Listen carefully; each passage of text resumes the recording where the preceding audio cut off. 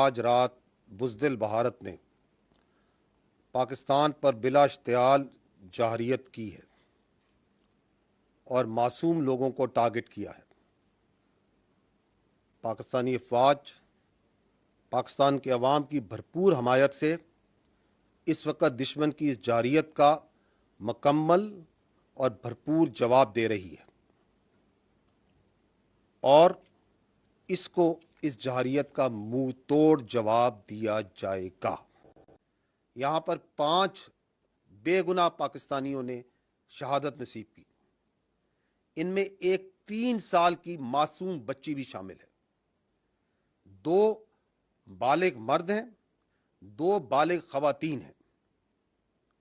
31 یہاں پہ معصوم شہری انجرڈ ہوئے ہیں، زخمی ہیں، جن میں 25 مرد ہیں اور 6 خواتین ہیں۔